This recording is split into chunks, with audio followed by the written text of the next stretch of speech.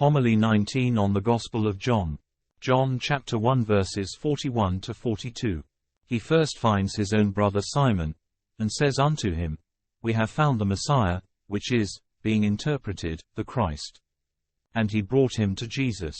When God in the beginning made man, he did not allow him to be alone, but gave him woman for a helpmate, and made them to dwell together, knowing that great advantage would result from this companionship.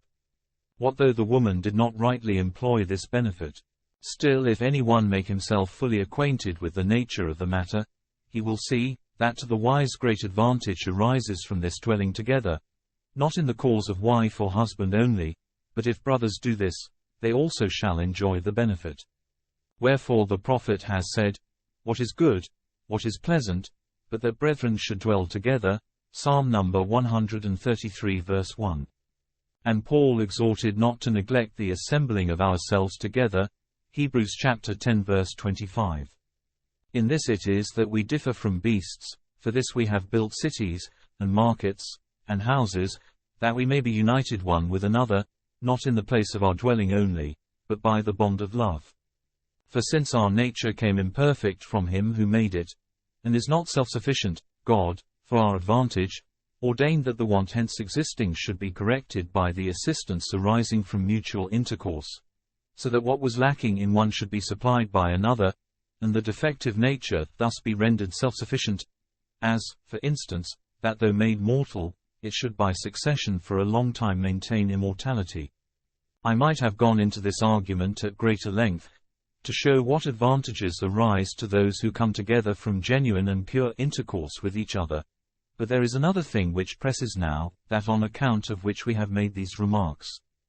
Andrew, after having tarried with Jesus and learned what he did, kept not the treasure to himself, but hastens and runs quickly to his brother, to impart to him of the good things which he had received. But wherefore has not John said on what matters Christ conversed with them? Whence is it clear that it was for this that they abode with him? It was proved by us the other day, but we may learn it from what has been read today as well.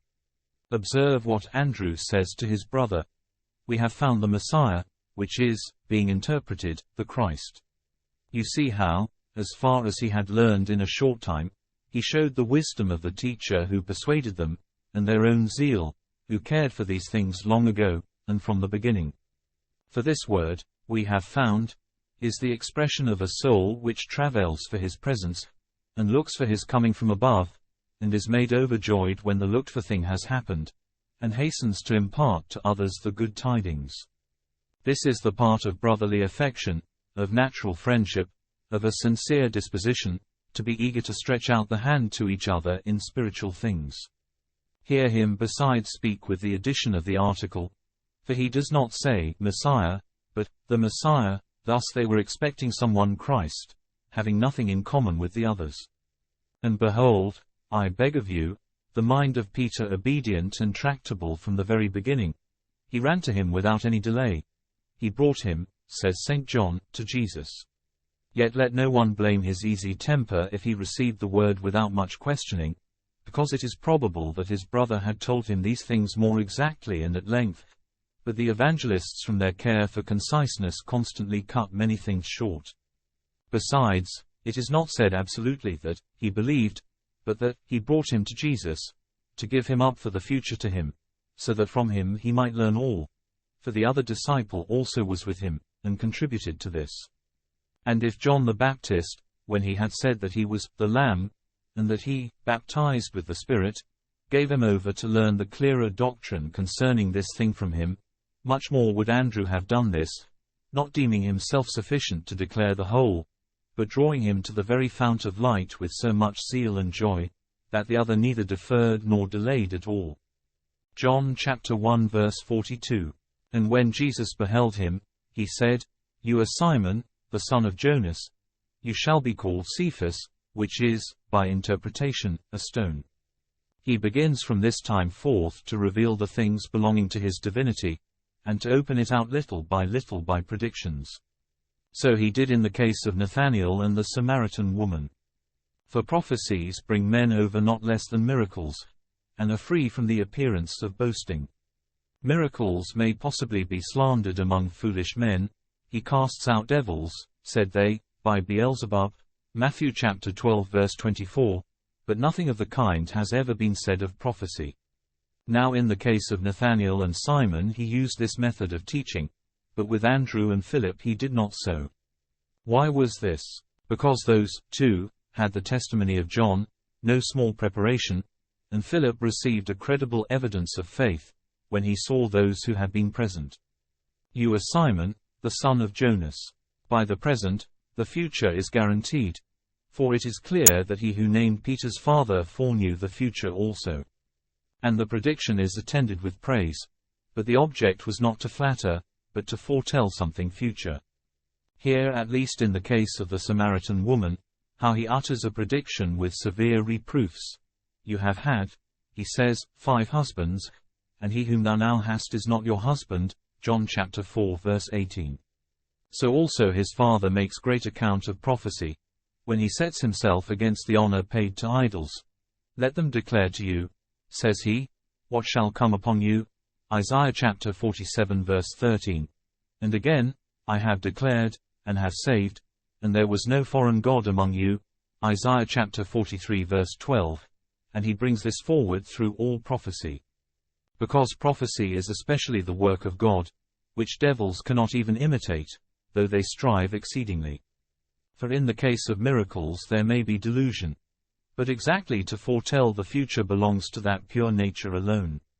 Or if devils ever have done so, it was by deceiving the simpler sort, whence their oracles are always easily detected. But Peter makes no reply to these words, as yet he knew nothing clearly, but still was learning. And observe, that not even the prediction is fully set forth, for Jesus did not say, I will change your name to Peter, and upon this rock I will build my church, but, you shall be called Cephas.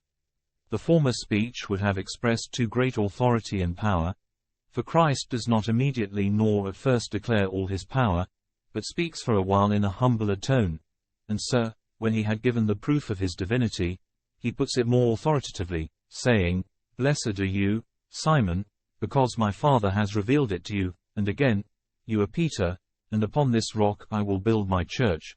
Matthew chapter 16 verses 17 to 18. Him therefore he so named, and James and his brother he called sons of thunder.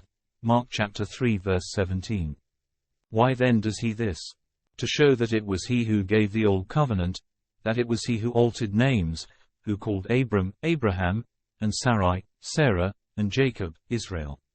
To many he assigned names even from their birth, as to Isaac, and Samson, and to those in Isaiah and Hosea, Isaiah chapter 8 verse 3, Hosea chapter 1 verses 4 to 9. But to others he gave them after they had been named by their parents, as to those we have mentioned, and to Joshua the son of Nun. It was also a custom of the ancients to give names from things, which in fact Leah also has done, and this takes place not without cause, but in order that men may have the appellation to remind them of the goodness of God, that a perpetual memory of the prophecy conveyed by the names may sound in the ears of those who receive it. Thus too he named John early, because they whose virtue was to shine forth from their early youth, from that time received their names, while to those who were to become great at a later period, the title also was given later. But then they received each a different name. We now have all one name, that which is greater than any, being called Christians, and sons of God, and his friends, and his body. For the very term itself is able more than all those others to rouse us, and make us more zealous for the practice of virtue. Let us not then act unworthily of the honor belonging to the title, considering the excess of our dignity, we who are called Christ's, for so Paul has named us. Let us bear in mind and respect the grandeur of the appellation, 1 Corinthians 3:23. For if one who is said to be descended from some famous general, or one otherwise distinguished, is proud to be called this or that man's son, and deems the name a great honor, and strives in every way so as not to affix, by remissness of his own, reproach to him after whom he is called, shall not we who are called after the name, not of a general, nor any of the princes upon earth, nor angel, nor archangel, nor seraphim, but of the King of these himself, shall not we freely give even our very life, so as not to insult him who has honored us? Do you not know what honor the royal bands of shield-bearers and spearmen that are about the king enjoy? So let us who have been deemed worthy to be near him, and much closer, and as much nearer than those just named, as the body is closer to the head than they, let us, I say, use every means to be imitators of Christ. What then says Christ? The foxes have holes, and birds of the air have nests, but the Son of Man has not where to lay his head. Luke chapter 9 verse 58. Now if I demand this of you, it will seem perhaps to most of you grievous and burdensome, because therefore of your infirmity I speak not of such perfection, but desire you not to be nailed to riches. And as I, because of the infirmity of the many, retire somewhat from demanding the excess of virtue, I desire that you do so and much more on the side of vice. I blame not those who have houses, and lands, and wealth, and servants, but wish them to possess these things in a safe and becoming way. And what is a becoming way? As masters, not as slaves, so that they rule them, be not ruled by them, that they use, not abuse them. This is why they are called things to be used, that we may employ them on necessary services, not hoard them up. This is a domestic's office, that a master's. It is for the slave to keep them, but for the Lord and one who has great authority to expend. You did not receive your wealth to bury, but to distribute. Had God desired riches to be hoarded, he would not have given them to men, but would have let them remain as they were in the earth. But because he wishes them to be spent, therefore he has permitted us to have them, that we may impart them to each other. And if we keep them to ourselves, we are no longer masters of them. But if you wish to make them greater and therefore keep them shut up, even in this case the best plan of all is to scatter and distribute them in all directions, because there can be no revenue without an outlay, no wealth without expenditure. One may see that it is so even in worldly matters. So it is with the merchant, so with the husbandman, who put forth the one his wealth, the other his seed. The one sails the seed to disperse his wares, the other labors all the year putting in and tending his seed. But here there is no need of any one of these things, neither to equip a vessel, nor to yoke oxen, nor to plow land, nor to be anxious about uncertain weather, nor to dread a fall of hail. Here are neither waves nor rocks. This voyage and this sowing needs one thing only, that we cast forth our possessions. All the rest will that husbandman do, of whom Christ says, My Father is the husbandman. John chapter 15 verse 1. Is it not then absurd to be sluggish and slothful where we may gain all without labor, and where there are many toils and many troubles and cares, and after all, an uncertain hope, there to display all eagerness? Let us not, I beseech you, let us not be to such a degree senseless about our own salvation, but let us leave the more troublesome task, and run to that which is most easy and more profitable, that we may obtain also the good things that are to come, through the grace and loving kindness of our Lord Jesus Christ, with whom to the Father and the Holy and quickening Spirit be glory, now and ever, and world without end. Amen. If you enjoyed this talk, consider subscribing to this channel and click on the notification bell, then you will know when new content is added to this playlist. Thank you for listening, and have a blessed day.